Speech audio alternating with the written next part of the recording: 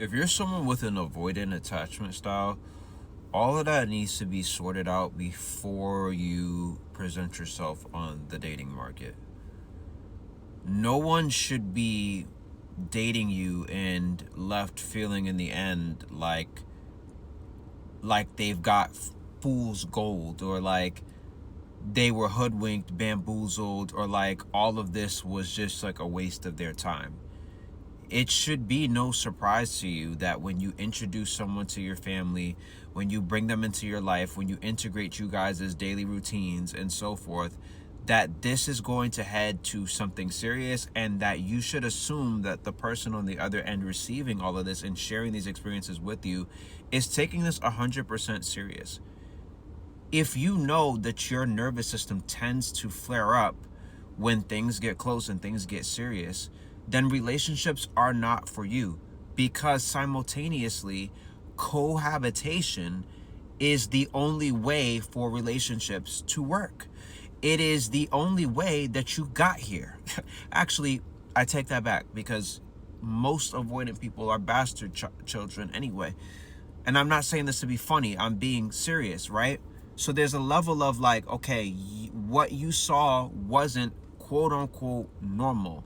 Now, I'm sure that children in the next decade and 2 decades, this will be normal. Parents not being together, because just the way that this world is going, everybody is being individualized and selfish in an extent.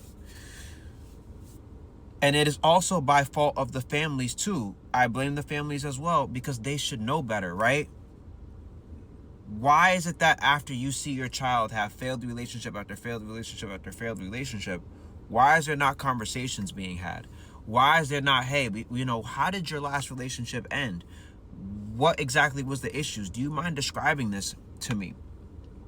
And I get it, right? That's a tall thing to ask, because essentially the people who ruin the avoidant are their families. So why would the families all of a sudden have the tools necessary to communicate about relationship stuff when they haven't even settled differences and beefs and discrepancies about things that happened all through your avoidance childhood?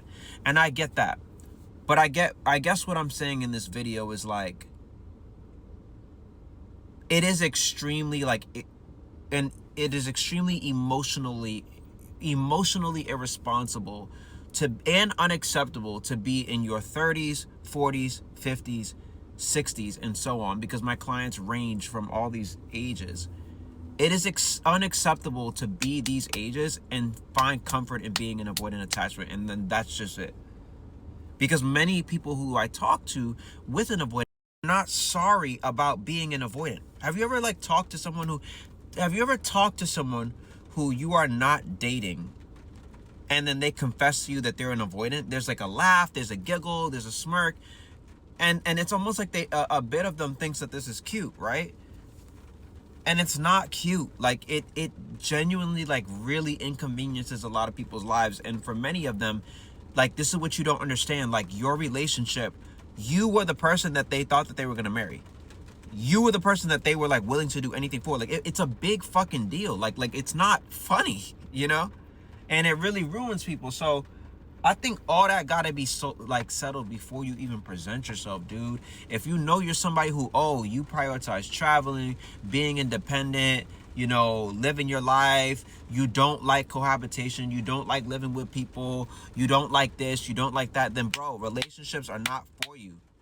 You gotta have FOMO, and have FOMO with your chest. All right, then you're gonna miss out, bro. That's just what it is. You're gonna miss out. You're gonna miss out. You're not gonna have you can't have isolation and have the Instagram couple photo shoots, the vacations, the intimacy.